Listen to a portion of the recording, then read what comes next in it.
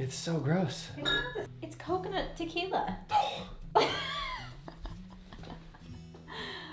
It's like if you mixed tanning lotion and tequila together. That's what that tastes like. I think it smells delicious. What are we talking about today? Okay, so today we are talking about a topic that was requested by one of our subscribers, and they wrote us on Instagram at colt.and.ang. If you want to write us on Instagram or any of the other YouTube things or Instagram things, here they all are. All the things. All the YouTube things. So this person asked if we would talk about when you get into a new relationship, how much of your past relationships do you share? Like what is And he right said specifically sex stuff. sex stuff. Well, I mean, let's start at the top. Let's start at the top. Would you talk to your new person about your old people sexually? See, that's a I think it's circumstance to circumstance. If there is a reason to, then I guess I'd have to really think about what that reason was. But otherwise, I probably wouldn't bring up like details. I wouldn't be like, ooh, I like this, and when this person did this, like that's weird, right? I also, on the opposite end, have witnessed people, friends even, that have a very difficult time acknowledging that their person has ever even engaged in a sexual relationship with somebody else. Yes. And so I'm always very confused because I'm like, well, how do you get away from that? Because you know they've been with other people, they've dated other people. Like, I mean, you don't have to talk about it in detail, but like if you're so like if you can't, sometimes I've seen people go like la la la la la la la la, like as if they've never dated anyone else. I guess in a fantasy world, maybe you just were born as the prince and you were groomed and then you were hand delivered to my doorstep and never made eye contact or looked at another woman. No, that's pretty much how I remember it. But like, I actually don't care. And all of those people made you the man that I love, that I get to be with. So like, for the good and the bad, we talk about this a lot, like, you know, thank your ex, thank God for your exes, all the things they taught you, the good, the bad, the ugly, they made you who you are. And when you find love, you got to thank those exes, even your other half's exes, because I love who you are and I love that how you were sculpted and the journey you went on. So I don't know. I mean, I guess it's, do I want to know your intimate details of your sexual relationships? Absolutely not. But if it was somehow like pertinent to our life in some way of something that, I don't know, maybe let's just use an example. This is not real, but like if you were traumatized in some way and you're like, don't do this thing because, you know, I had a nervous breakdown when happened. Betty Sue did this, you know, like I don't know. There are a couple of things that I've been like. Well, you have shared with me. Betty Sue really wanted to do this, right? And I exactly am just not into it. Yeah, like just let try, me know. But not into it. Please don't do that. Like if that's something and I told you that early on. Yeah, to be fair. Yeah. And to be fair, I also told you things early on that I was like, just so you know, I am unwilling I have partaken in this. I am no longer willing to partake in this. If that is something you're looking for, I need to know now. Right. So I've got two doors open real quick. One of them. Okay. I know you like for my head to be bigger than yours, even with all the hair. Hair just takes over everything. And the new old studio setup, we're still trying to figure everything out, angles and whatnot. So what I would say the two things are, one, touching on what you were just talking about, which is the girls don't poop phenomenon. that yes. Certain guys just, they're like, don't talk about, just don't. Why would you ruin everything? And you're like, what are you ruining? You know she's a human being, right? Right. She's gonna poop. Right. She's gonna have awful poops, just like everybody else. Everybody poops, and it all smells like shit. Like, yeah, it's the same thing with sex. That if you are in a relationship with somebody who you know to have been sexually active previously to then pretend like, no, I can't think about that because if I think about that, then I see you in a different way. And if I see you in a different way, then I'm not going to look like that's a strange thing to me. Yes, I see you in a different way. Or sometimes I honestly think it's more internal. I had a boyfriend once that was very horrible. Okay. Talked about this a lot. Sounds good. Not a very good person, I would say. And he was one of my first partners, as it were. This is very intimate, but I feel comfortable sharing it. I think we're all with family and trustworthy people. And good. I'm glad I earned the right. He would overshare details of his past sexual life with partners and compare it to me. And I was too young I didn't have the tools at that time to vocalize how fucked up that is. Can you imagine? Supremely fucked up that is. And B, I then started internalizing it and really going, am I good enough? Am I worthy enough? Am I, all these things. It doesn't necessarily have to be about sex. It just happened to be about sex, but it could have been, about my looks or my talent or my whatever, whatever it is. But I started internalizing these things because I was being compared to his ex-partners. And that is a horrible thing. I think that, but it goes so far beyond the sex spectrum. It could be about anything. I feel like that's an entirely different issue within,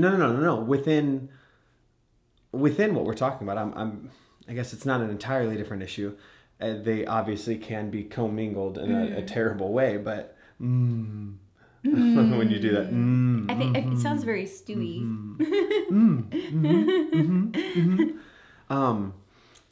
But that's a shitty person doing a shitty thing.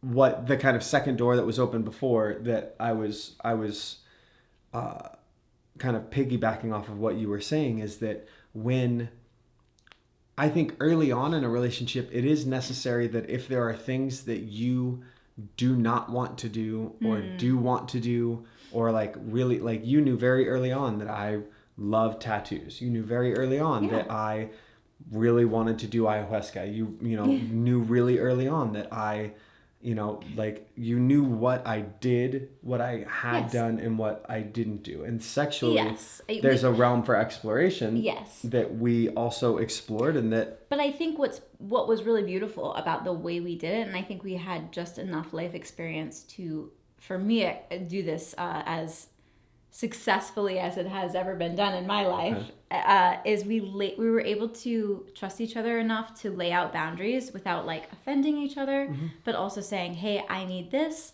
I absolutely cannot. Yeah. This is a no.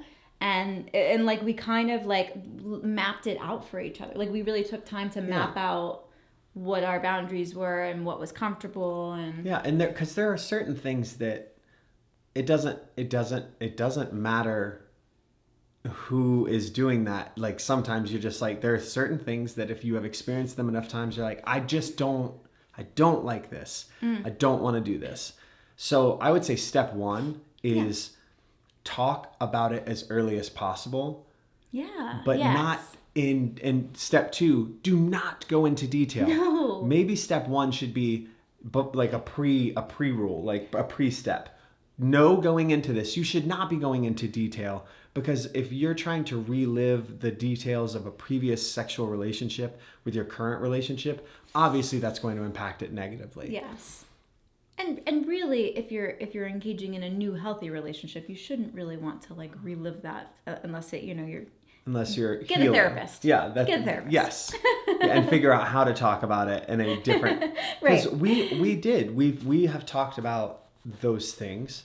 That's not something that we hid from each other. No. But there were not details. It was not a detail oriented piece. It was hey, here are the broad strokes of this situation. And the reason being, I also think kind of like pre-step 2 or there has something to in here. be a reason. Why? Yeah, why are you talking about this? And usually it comes though from setting boundaries, I think. I don't think you need to say, hey, I like this and I want to do this with you because I did it with this person. Like you don't ever need to say that. It's like a big mistake. Don't say that. Don't ever say that. But like that happened to me and I was like, is this real life? Is this normal? Luckily, I have some very amazing best friends, and they said, Angelina, that's absolutely not normal. It's not okay. It's not normal. Growing or dying? You're dying right now. You're dying, kid. Thank God that's over. Well, but honestly, I think sometimes these things come up, though, when you're setting boundaries and you're learning, and you have to express, maybe a painful story, and you're like, I absolutely can't engage in this. Yeah. And I think within that, I know that this was from the message that we got, it seemed like it was based out of a sexual place. But regardless, talking about past relationships in general, I think that these same kind of guidelines apply. That you have to know why you're talking about that previous relationship and how it pertains to your current relationship and whether or not that is necessary for you to be talking about. And don't go into detail unless it's for the purpose of healing to some degree. Yeah. Well, I also think that and I like what you say, get a therapist. Yeah. When we're not talking about, I'll say there's a little more leeway when you're not talking about sex per se, because that's so intimate. It's so intimate and it can easily, it's so easily internalized, every single detail of it. So we have to really, I think, handle it with kid gloves a little bit, especially in the beginning. But as far as just talking about things in relationships, I think there is also a fine line. I have shared with you some of my deepest, darkest hurts, pains, things that I've been through, and you have heard me out like a best friend beyond I ever dreamed of having would. But I also think I've witnessed friends bitching, and I've done it myself in their new relationships about old past relationships, and it's almost like they're hanging on to it. Like if you're that angry about the relationship still, about your old relationship and your new relationship, I don't know if you should be in that new relationship yet. For a couple of reasons. One, you're clearly not ready for it. Yeah. And two, you're still holding on for a reason. Exactly, right? And this person 3 is not your fucking dumpster. If you're hanging on to that resentment, you still are hanging on to the idea of that, I think, the story still. I agree. Yeah. I think that's a really important lesson.